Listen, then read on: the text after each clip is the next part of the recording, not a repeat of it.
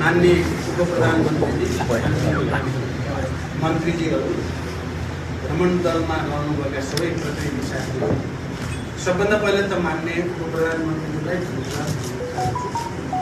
त्यो उहाँको लामो समय बाहिर परेको परिस्थितिमा देशलाई सहज वातावरण बनाइराख्न खेल्नुभएको भूमिकाका लागि सञ्चारकर्मी मित्रहरू, नेपाली प्रतिनिधि मण्डलको नेतृत्व गर्दै यही सेप्टेम्बर 17 देखि 21 गतेसम्म संयुक्त राष्ट्रसङ्घको 78औं महासभामा सहभागी भई जनवादी गणतन्त्र चीनको स्टेट काउन्सिलका प्रधानमन्त्री महामहिम ली छियाङको मैत्रीपूर्ण निमन्त्रणामा सेप्टेम्बर 23 देखि 30 सम्म मित्र राष्ट्र जनवादी गणतन्त्र चीनको औपचारिक भ्रमण सम्पन्न एवं चीनको हाङजाऊमा आयोजित 19औं एसियाली खेलकुदको उद्घाटन समारोहमा सहभागी भई प्रतिनिधि मण्डल सहित म आज स्वदेश फर्केको छु। यो भ्रमण तथा कार्यक्रमका सम्बन्धमा न्युयोर्क स्थित नेपाली नियोग एवं चीन स्थित नेपाली दूतावास तथा लासा र छेन्डुमा रहेका महावाणिज्य दूतावासहरूबाट जारी गरिएका प्रेस विज्ञप्तिहरू तथा भ्रमण टोलीमा रहनुभएका सञ्चारकर्मीहरूबाट प्रेषित समाचारहरूबाट यहाँहरूले विस्तृत जानकारी प्राप्त गरि नै रहनु भएको छ। आज म यी दुई भ्रमणका बारेमा संक्षिप्तमा यहाँहरूलाई आधिकारिक जानकारी गराउन चाहन्छु। सर्वप्रथम म मित्र राष्ट्र चीनको भ्रमणबाट सुरु गर्न चाहन्छु। मित्र राष्ट्र चीनको औपचारिक भ्रमण चीनका महामहिम राष्ट्रपति सी जिनपिङले 2019 मा गर्नुभएको नेपाल भ्रमण पछिको नेपालबाट गरिएको पहिलो उच्चस्तरीय भ्रमण हो। कोभिड-19 महामारीका कारण लामो समयदेखि उच्च स्तरका भ्रमणहरू नभइरहेको सन्दर्भमा मेरो र प्रतिनिधि मण्डलको भ्रमणले नेपाल र चीन बीच आपसी विश्वासको वातावरणलाई थप सुदृढ गर्दै दुवै देश बीच रहिआएको ऐतिहासिक सम्बन्धको समग्र पक्षलाई थप प्रगाढ बनाउन महत्त्वपूर्ण भूमिका खेलेको विश्वास हामीले दिएका छौँ। यस भ्रमणका दौरान चीनका महामहिम राष्ट्रपति तथा प्रधानमन्त्रीसँग सारभूत पक्षमा भएको छलफलबाट नेपाल चीन सम्बन्धलाई थप उचाइ दिन मद्दत पुगेको छ। विगतमा भएका समझदारीहरूको कार्यान्वयन गर्दै लैजाने प्रतिबद्धता पनि व्यक्त गरिएको छ। संयुक्त राष्ट्रसङ्घको 78औं महासभामा सम्बोधन गरी म 19औं एसियाली खेलकुदको उद्घाटन समारोहमा सहभागी हुन अमेरिकाको न्युयोर्कबाट चीनको हाङजाऊ पुगेको थिएँ। उद्घाटन समारोह सुरु हुनु पूर्व चीनिया राष्ट्रपति सी जिनपिङसँग प्रतिनिधि मण्डल स्तरमा वार्ता भयो। अत्यन्त हार्दिक र सौहार्दपूर्ण वातावरण सम्पन्न उक्त द्विपक्षीय वार्तामा दुवै देशका विद्यमान अवसर र सम्भावनाहरूको भरपूर सदुपयोग गर्दै आपसी सम्बन्धलाई थप गहिरो बनाउने विषयमा सघन छलफल गरियो। दुई देश बीचको रहेको बहुआयामिक सम्बन्धलाई प्रगाढ बनाउने सम्बन्धमा विचारको स्पष्ट आदान प्रदान हुनुको साथै नेपालको विकास प्रयासमा चीनको साथ र सहयोगका सम्बन्धमा खुलेर कुरा गर्यो। नेपाल सदैव एक चीन नीतिमा प्रतिबद्ध रहँदै आएको छ। सो विषयलाई पुनर्पुष्टि गर्दै नेपाल चीन बीचको सम्बन्ध पञ्चचीनको सिद्धान्त, असल मित्रता, आपसी साझेदारी र सम्मान तथा अन्तर्राष्ट्रिय मूल्य मान्यता र कानुनमा आधारित रहने र भविष्यमा यो सम्बन्धलाई अझ उचाइमा लैजाने दिशातर्फ दुवै पक्षले गर्नुपर्ने कार्यका बारेमा पनि गहन छलफल गरियो। सन् 2026 सम्ममा नेपाल अति कम विकसित देशहरूको सूचीबाट विकासशील राष्ट्रमा स्तरोन्नति हुने सन्दर्भमा चीनले गरिबी निवारण र आर्थिक समृद्धिको क्षेत्रमा हासिल गरिएको अद्वितीय सफलताको सन्दर्भमा चीनसँगको व्यापार, लगानी, अन्तर्देशीय यातायात सञ्जाल र आर्थिक सामाजिक साझेदारी वृद्धि गर्दै लैजाने दिशातर्फ हाम्रो सम्बन्ध केन्द्रित रहनुपर्ने मैले राखेको धारणाप्रति महामहिम राष्ट्रपतिले चीनको पूर्ण समर्थन रहने जनाउनु भएको छ। उक्त भेटमा नेपाल चीन बीचको जनस्तरको सम्बन्धलाई प्रगाढ बनाउन पोखरा अन्तर्राष्ट्रिय विमानस्थलमा चीनबाट सोझै हवाई उडान गर्ने र दुई देशको उड्डयन निकायहरूबीच सहकारी गर्न प्रोत्साहन गर्ने बारेमा सकारात्मक छलफल हुनुको साथै असल मित्रका रूपमा दुई देशबीच भएका समझदारीहरू र अन्तर्राष्ट्रिय मूल्य मान्यता र सिद्धान्तमा आधारित भई अगाडि बढाउने कुरा भएको जानकारी पनि म गराउन चाहन्छु। सोही दिन विभिन्न देशका राष्ट्र प्रमुख तथा सरकार प्रमुख एवं उच्चस्तरीय प्रतिनिधिको उपस्थितिमा राष्ट्रपति सी जिनपिङद्वारा भएको 19औं एसियाली खेलकुद प्रतियोगिताको उद्घाटन समारोहमा सरिक भई नेपाली खेलाडीहरूलाई हौसला प्रदान गर्ने अवसर प्राप्त भयो। यस प्रतियोगिताका विभिन्न विधाका खेलकुदमा नेपाली खेलाडीहरूको उल्लेख्य उपस्थिति रहेको छ। सेप्टेम्बर 24 का दिन चीनको राजधानी बेजिङमा नेपाली राजदूतावास बेजिङको समन्वय तथा नेपाल उद्योग वाणिज्य महासंघ र चीनको अन्तर्राष्ट्रिय व्यापार प्रवर्धन परिषद CCPIT को संयुक्त आयोजनामा भएको नेपाल चीन व्यापार सम्मेलनलाई सम्बोधन गर्दै नेपालमा लगानीको उपयुक्त वातावरण रहेकोले नेपालमा प्राथमिकताका क्षेत्रमा लगानी गर्न चिनिया निजी लगानीकर्ताहरूलाई आह्वान गरेको छु। नेपालमा लगानीको प्रचुर सम्भावना रहेको र ती सम्भावनाहरूलाई मूर्त रूप दिन र लगानी संरक्षण गर्न नेपाल सरकार प्रतिबद्ध रहेको विश्वास दिलाएको छु। उक्त सम्मेलनमा चीन सरकारका प्रतिनिधिले सकारात्मक सन्देश प्रवाह गरेका थिए भने उद्योगी व्यापारीहरूको उत्साहजनक उपस्थिति पनि रहेको थियो। सोही साँझ नेपाली राजदूतावासमा नेपाल र नेपालका शुभेच्छुक चिनिया मित्रहरूको समेत सहभागिता रहेको स्वागत समारोहमा सरिक भई नेपाल चीन सम्बन्धको वर्तमान अवस्था र सम्बन्ध सुदृढ गर्न सरकारले चालेका कदमका बारेमा जानकारी गराउँदै दुई देशबीच सम्पन्न सहमति र समझदारीको कार्यान्वयन लगायत विषयका समग्र पक्षमा सक्रिय रूपमा काम गर्न दूतावासलाई निर्देशन दिएको छु। सेप्टेम्बर 25 मा चिनिया प्रधानमन्त्रीले मेरो सम्मानमा ग्रेट हल अफ द पिपुलमा आयोजना गरेको औपचारिक समारोह सहित स्वागत गरियो। सो अवसरमा 19 तोपको सलामी सहित चिनिया थलसेना, नौसेना र हवाई सेनाका टुकडीले नेपाल र चीनको राष्ट्रिय गान सहित सम्मान अर्पण गरेको थियो। औपचारिक स्वागत समारोह पश्चात चिनिया समकक्षी महामहिम ली छियाङसँग प्रतिनिधिमण्डल स्तरीय द्विपक्षीय वार्ता भयो र सहकारीका विविध विषयहरूमा सविस्तार छलफल गरियो। यस सम्बन्धमा नेपाल र चीनका तर्फबाट जारी संयुक्त विज्ञप्तिबाट समेत यहाँहरूलाई जानकारी भएको नै हुनुपर्दछ। उक्त द्विपक्षीय वार्ता मुख्यतः नेपालको उत्तरी सीमा क्षेत्रमा विकट गाउँहरूमा चीन तर्फबाट प्रसारण लाइन निर्माण, नेपाल र चीनको सिमानामा रहेको भूभागमा केन्द्रीय विद्युत प्रसारण प्रणालीबाट विद्युतको पहुँच पुर्याउन नसकिने स्थानमा सौर प्रणाली जडान, विभिन्न स्थानमा सडक निर्माण तथा सडक स्तरोन्नति, स्वास्थ्य तथा कृषि क्षेत्रमा सहयोग विस्तार, कोभिड पछि अवरुद्ध भएका सबै साथै परम्परागत सीमा नाकाहरूको पुनः सञ्चालन, सीमा नाकामा नेपालतर्फ पूर्वाधार निर्माण, अत्याधुनिक प्रयोगशाला निर्माण जस्ता पूर्वाधार विकासका बारेमा केन्द्रित रहेको थियो।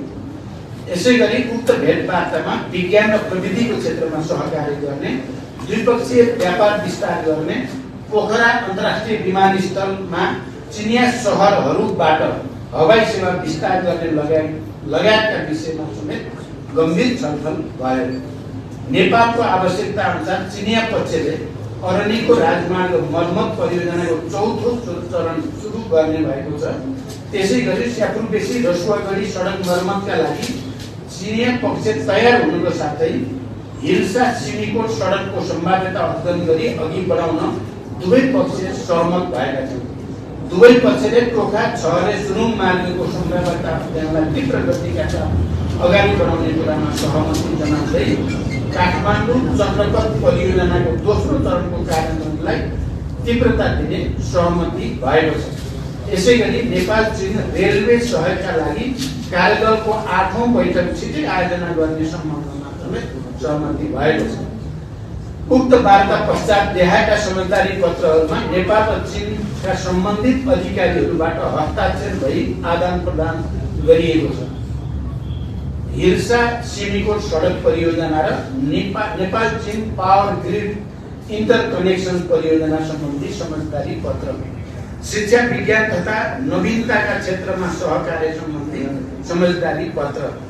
3 नेपालको राष्ट्रिय योजना आयोग र जनवादी गणतन्त्र चीनको राष्ट्रिय विकास तथा सुधार आयोग बीच सहकार्य सम्बन्धी समझदारी पत्र। कृषि पशुपन्छी तथा मत्स्य पालनका क्षेत्रमा सहकार्य सम्बन्धी समझदारी पत्र। शास्त्रीय महत्त्वका पुस्तकहरूको अनुवाद र प्रकाश सम्बन्धी समझदारी पत्र। हरित तथा न्यून कार्बन विकासका क्षेत्रमा सहकार्य सम्बन्धी समझदारी पत्र। डिजिटल अर्थतन्त्रका क्षेत्रमा सहकार्य गर्ने सम्बन्धी समझदारी पत्र। नेपाल चीन व्यापार तथा भुक्तानी सम्बन्धी सहमतिको समीक्षा तथा परिवर्तनका लागि संयुक्त कार्यदल गठन सम्बन्धी समझदारी पत्र। वनस्पतिमा आधारित औषधिजन्य सामग्री नेपालबाट चीनमा निर्यात गर्ने सम्बन्धमा बिरुवा स्वास्थ्य फाइटोसेनिटरी शर्त सम्बन्धी प्रावधान समितिको प्रोटोकल। चिनिया पक्षबाट विपद राहत सामग्री हस्तान्तरण सम्बन्धी पत्रको आदान प्रदान। चिनिया सरकारबाट उपलब्ध गराइएका विभिन्न सामग्री हस्तान्तरण सम्बन्धी प्रमाणपत्र। नेपाली सरकारी कर्मचारीहरूलाई तालिम प्रदान गर्ने सम्बन्धी पत्रको आदान प्रदान। यसरी 12वटा समझदारी पत्रमा हस्ताक्षर भएको छ। 14 नेपाल र चीन बीच परम्परागत नाकाका अतिरिक्त अन्तर्राष्ट्रिय व्यापार नाकाहरू सुचारू गर्ने सम्बन्धमा चिनिया सरकारले कोराला नाका खोल्नुका साथै किमाथाङ्का र ओलाङचुङ गोला नाका पनि चाँडै सञ्चालनमा ल्याउने कुराकानी भएका छन्। मुस्ताङको कोराला नाकामा पूर्वाधार निर्माणका लागि चिनिया पक्षले सहयोग प्रदान गर्ने समेत कुराकानी गरिएको छ। तिब्बत र नेपाललाई रेल, सडक, हवाई सेवा, विद्युत प्रसारण लाइन, सूचना मार्ग सबै क्षेत्रबाट जोडेर trans Himalayan multi dimensional connectivity नेटवर्कको अवधारणालाई व्यवहारमा उतार्ने विषयमा छलफल भएका छन् र लासाबाट काठमाडौँ हवाई सेवा पुनः सुचारू गर्न समेत मैले अनुरोध गरेको छु। सेप्टेम्बर 25 को बिहान चीनको राष्ट्रिय जनकांग्रेसका अध्यक्ष महामहिम झाओ लेजीसँग भएको भेटवार्तामा अध्यक्ष झाओ लेजीले नेपाल र चीनको सम्बन्धलाई प्रगाढ बनाउँदै लैजान राष्ट्रिय जनकांग्रेसले पनि महत्त्वपूर्ण भूमिका खेल्ने कुरा बताउनु भयो। मेरो तर्फबाट दुई देशको संसद बीच कानुन निर्माणको अभ्यास र अनुभव आदान प्रदानबाट दुवै देश लाभान्वित हुने कुरा राखिएको छ। सेप्टेम्बर 26 मा चीनले गरेको कृषि क्रान्तिको नमुना हेर्न चोङकिङ एकाडेमी अफ एग्रिकल्चर साइन्स को भ्रमण गर्नुको साथै चीनले छोटो समयमा 80 करोड जनतालाई गरिबीबाट मुक्त गर्न गरेका कार्यहरूको बारेमा हामीले जानकारी लियौं र सो अवसरमा कृषि र औद्योगिक विकासका लागि नेपालले चीनबाट सिक्नुपर्ने विषयहरू धेरै रहेको हामीले महसुस गर्यौं। चोङचिङमा त्यहाँका पार्टी सेक्रेटरी तथा पोलिट ब्युरो सदस्य युएन जुन सँगको भेटघाटमा कृषिका साथै औद्योगिक विकास, पर्यटन र सूचना प्रविधि जस्ता क्षेत्रमा सहयोग बढाउने कुराकानी भएको छ। चोङचिङको भ्रमणपछि म सेप्टेम्बर 27 का दिन जनवादी गणतन्त्र चीनको तिब्बत सोसाइटी क्षेत्रको राजधानी लासा हामी पुग्यौं। तिब्बत भ्रमणको महत्त्व यहाँले बुझ्नु भएकै छ। नेपाल र चीन बीच सीमा जोडेको एकमात्र प्रान्त तिब्बत रहेको नेपालको चीनसँगको व्यापारको प्रवेश बिन्दु तिब्बत रहेको र चीनले नेपाललाई गर्ने सहयोगका केही कार्यक्रमहरू तिब्बत मार्फत कार्यान्वयन हुने गरेको र परम्परादेखि नै नेपाल र तिब्बत बीच व्यापार तथा जनस्तरको सम्बन्ध कायम रहेको परिप्रेक्ष्यमा र पछिल्ला दिनहरूमा नेपालको तर्फबाट राष्ट्र तथा सरकार प्रतिनिधिहरूले तिब्बतको भ्रमण गर्ने परम्परा रहेको श्रृङ्खलाको पृष्ठभूमिमा मेरो र प्रतिनिधि मण्डलको लासा भ्रमण भएको हो।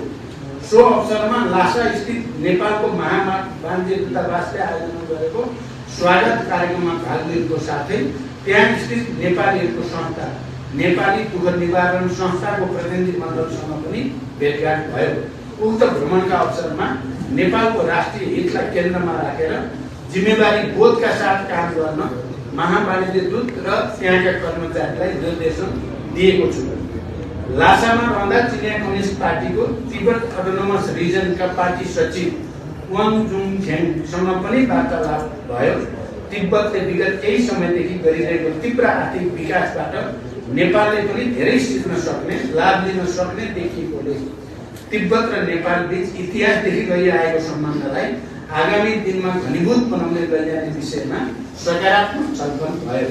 तिब्बतका अधिकारीहरूले मेरो भ्रमणका अवसरमा नेपाल र चीनबाट संयुक्त रूपमा जारी भएको विज्ञप्तिमा उल्लेखित विषयलाई कार्यान्वयन गर्ने प्रतिबद्धता समेत व्यक्त गरेका छन्। त्यसैगरी सेन्डु हुँदै नेपाल फर्कने क्रममा सेप्टेम्बर 29 मा सिचुवान प्रान्तका चिनिया कम्युनिस्ट पार्टीका सचिव वाङ हुईसँग छलफल भयो। छलफलका क्रममा दुई देश बीच व्यापार, लगानी, पर्यटन, कृषि क्षेत्रमा सहकार्यका कुरा भए। चिनिया हवाई कम्पनीको छेन्डुबाट काठमाडौँ सिधा हवाई सेवा उपलब्ध भइरहेको सन्दर्भमा छेन्डु र अन्य सहरबाट पोखरा अन्तर्राष्ट्रिय विमानस्थलमा पनि हवाई सेवा विस्तार गर्नेतर्फ सहयोगको अनुरोध गरिएको छ।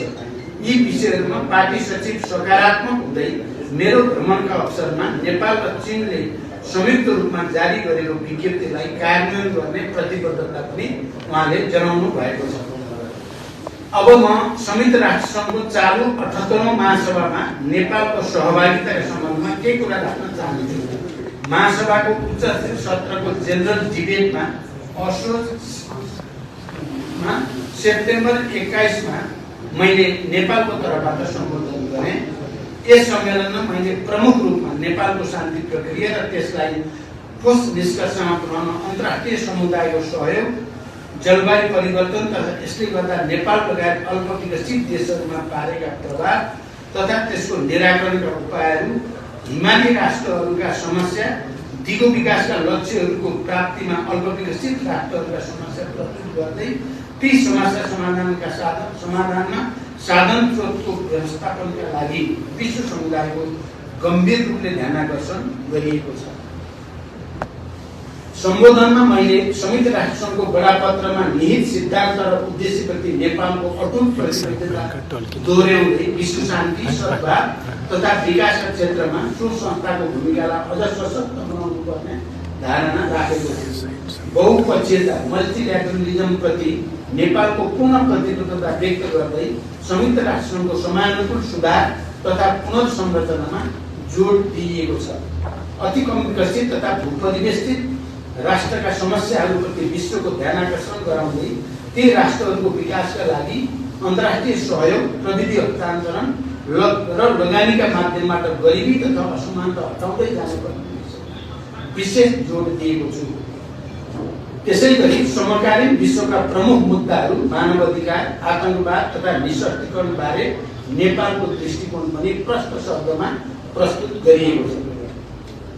सेप्टेम्बर 18 मा आयोजित दिगो विकास सम्बन्धी शिखर सम्मेलनलाई अति कम विकसित राष्ट्रहरूको समूहको अध्यक्षको हैसियतमा सम्बोधन गरे।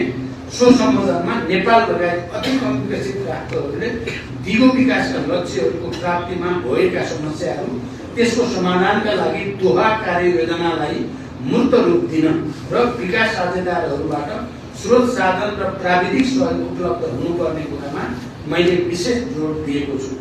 सेप्टेम्बर 19 को साँझ संयुक्त राज्य अमेरिकाका राष्ट्रपति महामहिम जो बाइडेनले आयोजना गर्नुभएको जलपान कार्यक्रमका अवसरमा अमेरिकी राष्ट्रपतिसँग नेपाल र अमेरिका बीचको सम्बन्धको विषयमा संक्षिप्त कुराकानी भयो। सेप्टेम्बर 20 मा आयोजित क्लाइमेट एम्बिसन समिटमा अति कम विकसित राष्ट्रहरूको समूहको अध्यक्षको हैसियतमा सम्बोधन गर्दै जलवायु परिवर्तनले नेपाल लगायत अति कम विकसित राष्ट्रहरूमा पारेको प्रभावहरूको बारेमा गम्भीर ध्यानाकर्षण गराउँदै अन्तर्राष्ट्रिय समुदायले green climate fund, loss and damage fund, adaptation fund लगायतका जलवायु वित्तको विषयमा गरेका प्रतिबद्धता पूरा गर्न, जलवायु परिवर्तनको चपेटमा परेका नेपाल लगायतका राष्ट्रहरूलाई सहज वित्तीय पहुँच व्यवस्था गर्न माग गरेको छु। साथै जलवायु परिवर्तन सम्बन्धी नेपालले अपनाएको नीति र लक्ष्यहरूबारे विश्व समुदायलाई अवगत गराउँदै नेपालले हासिल गरेका उपलब्धि एवं जलवायु अनुकूलनमा पुर्याएको योगदान विश्व समक्ष प्रष्ट शब्दमा राखिएको छ। सेप्टेम्बर 20 मै आयोजना गरिएको high level meeting on pandemic prevention, preparedness and रेस्पोन्सलाई सम्बोधन गर्दै महामारीपछि देशहरूको आर्थिक पुनरुत्थान असमान ढङ्गले भइरहेको र गरिब देशहरू झन कठिनाइमा परेको जनाउँदै महामारी नियन्त्रण तथा रोकथामका लागि नेपालले गरेका प्रयास र सो सम्बन्धमा अन्तर्राष्ट्रिय समुदायको साथ सहयोग आवश्यकता भएको कुरा गम्भीर रूपले ध्यानाकर्षण गराइएको छ। सोही दिन आयोजित high level dialogue on financing for डेभलपमेन्टलाई सम्बोधन गर्दै अहिले वैश्विक अर्थव्यवस्थामा देखिएको असन्तुलित र असमान विकासलाई न्यायोचित, समान र सन्तुलित बनाउन अन्तर्राष्ट्रिय समुदायले गरेका विकास सहायताको प्रतिबद्धता पूरा गर्नुपर्ने तथा अन्तर्राष्ट्रिय वित्तीय संरचनाहरूमा व्यापक सुधार र रूपान्तरण गर्नुपर्ने विषयमा जोड दिएको छु। सेप्टेम्बर 21 मा आयोजित high level meeting on universal health कभरेजमा सम्बोधन गर्दै नवप्रबन्धनशील तथा आधुनिक स्वास्थ्य पूर्वाधार नेपालको उच्च प्राथमिकतामा भएको र स्वास्थ्य उपचारमा लगानी बढाउँदै स्वास्थ्य बीमा कार्यक्रमलाई विस्तार गर्न नेपाललाई अन्तर्राष्ट्रिय सहयोगको आवश्यकता रहेको विषय पनि स्पष्ट रूपमा राखेको छु।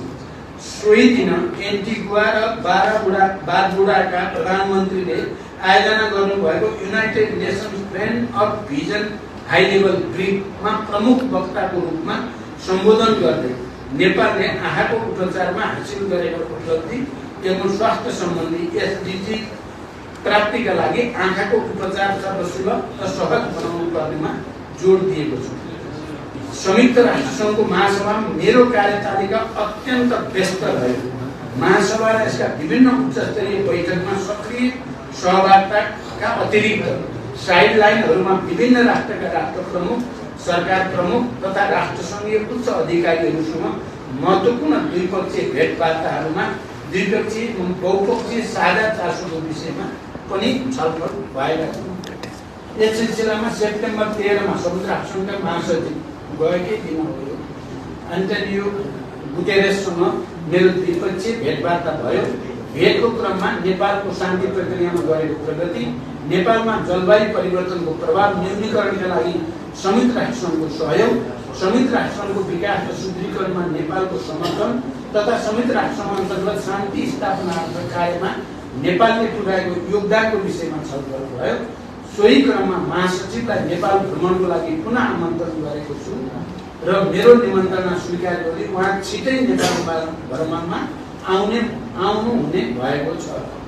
यसै सिलसिलामा श्रीलङ्काका राष्ट्रपति महामहिम रनिल विक्रमसिंहे, दक्षिण कोरियाका राष्ट्रपति महामहिम युन सुक युल, नर्वेका प्रधानमन्त्री महामहिम जोनास घर स्टोर, विश्व स्वास्थ्य सङ्गठनका महानिर्देशक डाक्टर टेड्रोस अधानोम, भूपरिवेष्टित मुलुक, अति कम विकसित मुलुक र साना टापु मुलुकहरूका लागि संयुक्त राष्ट्रसङ्घीय कार्यालयका उपमहासचिव श्री रबाब फतिमासँग द्विपक्षीय भेटघाट र आपसी हितका विषयमा विस्तारपूर्वक कुराकानी भएका छन्। त्यस्तै भ्रमण दलका सदस्य माननीय परराष्ट्र मन्त्री एनपी साउदले सेप्टेम्बर 21 मा आयोजित ministerial meeting of the least developed country LDC को अध्यक्षता गर्नुभयो। त्यसैगरी उहाँले ministerial meeting of the landlocked developing country preparatory ministerial meeting on the summit of future ministerial मिटिङमा अफ एसियन कोअपरेसन डायलगमा सहभागी भई त्यहाँ सम्बोधन गर्नुभयो। महासभाको साइडलाइनमा माननीय परराष्ट्र मन्त्रीले रोमानियाका परराष्ट्र मन्त्री, सर्बियाका उप प्रधानमन्त्री तथा परराष्ट्र मन्त्री, फिनल्यान्डका विकास सहायक मन्त्री, क्रोएसियाका परराष्ट्र मन्त्री तथा मालदिभ्सका परराष्ट्र राज्य मन्त्री, सिटिबिजिओका कार्यकारी सचिव र इन्टरनेसनल सिड अथोरिटीका महानिर्देशकसँग छुट्टै भेटवार्ता गर्नुभई द्विपक्षीय सम्बन्धका विभिन्न विषयमा छलफल र र बहुपक्षीय मञ्चमा आपसी सहयोग अभिवृद्धिको बारेमा कुराकानी गर्नुभएको छ। यहाँहरूलाई अवगत नै छ, संयुक्त राष्ट्रसङ्घीय शान्ति मिसनहरूमा सैनिक तथा प्रहरी पठाउने प्रमुख राष्ट्रहरूमध्ये नेपाल एक हो। हामीले 6 दशकभन्दा बढी समयदेखि निरन्तर यस्ता मिसनहरूमा सहभागिता जनाउँदै आएका छौँ। संयुक्त राष्ट्रका सम्बन्धित अधिकारीहरूसँग भएको भेटमा मैले शान्ति कर्मीहरूको सुरक्षा, बन्दोबस्तीका लागि भएको खर्चको समयमै शोध गर्न तथा निकासन लगायत नेपालले गरेको अटुट र उच्च तहको योगदानको कदरस्वरूप जिम्मेवार तथा उच्च पदहरूमा नेपालको समुचित प्रतिनिधि हुनुपर्ने विषयलाई प्रमुख रूपमा उठाएको छु। माननीय परराष्ट्र मन्त्रीले संयुक्त राष्ट्रसङ्घको department of political and peace building अफेयर्सका उपमहासचिव, डिपार्टमेन्ट अफ पिस अपरेसनका उपमहासचिव तथा डिपार्टमेन्ट अफ अपरेसन सपोर्टका उपमहासचिवसँग गर्नुभयो। भेटमा पनि यस विषयमा गम्भीर छलफल गर्नुभएको छ। न्युयोर्कमा रहँदा त्यहाँ स्थित नेपाली महावाणिज्य दूतावास एनआरएन न्युयोर्कको च्याप्टरले संयुक्त रूपमा आयोजना गरेको कार्यक्रममा समेत सहभागी भयौँ। संयुक्त राष्ट्रसङ्घका लागि नेपालको स्थायी न्युयोर्क र न्युयोर्क स्थित नेपाली महावाणिज्य दूतावासको निरीक्षण गरी दुवै नियोगले गरेका कार्यहरूबारे जानकारी लिँदै नेपाल र नेपालीको हित रक्षा गर्दै आफ्नो कार्यक्षेत्रमा नियमहरूको सक्रिय भूमिका निर्वाह गर्न निर्देशन दिएको छु। समग्रमा दुवै भ्रमणका बारेमा भन्नुपर्दा दुवै भ्रमणहरू सफल भएको हामीले महसुस गरेका छौँ। चीनको भ्रमणले झन्डै 4 वर्ष लामो नेतृत्व तहबाट एक अर्को मुलुकमा उच्चस्तरीय भ्रमण नभएको स्थितिको अन्त्य भएको छ। उच्च स्तरमा भएको द्विपक्षीय वार्ताबाट छिमेकीहरूका संवेदनशील विषयहरूमा नेपालले पालना गर्दै आएको नीतिको पुनर्पुष्टि भएको छ। राजनीतिक तहमा विश्वासको वातावरण बनेको छ। पूर्वाधार निर्माण, व्यापार, लगानी तथा जनस्तरको सम्बन्ध विस्तारमा द्विपक्षीय सहयोग र सहकार्यलाई तीव्रता दिने मार्ग प्रशस्त भएको छ र अझ महत्त्वपूर्ण त नेपाल र नेपाली जनताप्रति चिनिया नेताहरूको सद्भावमा अभिवृद्धि भएको छ। त्यसैगरी संयुक्त राष्ट्रसङ्घको महासभामा प्रधानमन्त्री स्तरमा भएको सहभागिताबाट नेपालको शान्ति प्रक्रियालाई निष्कर्षमा पुर्याउन संयुक्त राष्ट्रसङ्घ र अन्तर्राष्ट्रिय समुदायको सद्भाव हासिल गर्ने, नेपालमा द्वन्द्वबाट शान्तितर्फ रूपान्तरणको सफल उदाहरणलाई अन्तर्राष्ट्रिय समुदायले उचित मान्यता दिनुपर्ने, दिगो विकासका लक्ष्यहरूको कार्यान्वयन तथा जलवायु परिवर्तनका प्रभावहरूबारे नेपाल लगायत अति कम विकसित मुलुकहरूका चुनौती र तिनको सम्बोधनका लागि विश्व समुदायको ध्यान आकर्षण गराउने विषयमा नेपाललाई यसपटक देखिने गरी प्रस्तुत गर्न सफलता मिलेको छ। अन्त्यमा संयुक्त राष्ट्रसङ्घको 78औं महासभामा नेपालको सहभागिता तथा म र मेरो प्रतिनिधि मण्डलबाट भएको छिमेकी मित्र राष्ट्र चीनको औपचारिक भ्रमणका विषयमा निरन्तर सूचना तथा समाचार सम्प्रेषित गर्नुहुने सम्पूर्ण पत्रकार मित्रहरू एवं सञ्चार माध्यमहरूलाई हार्दिक धन्यवाद भन्न चाहन्छु।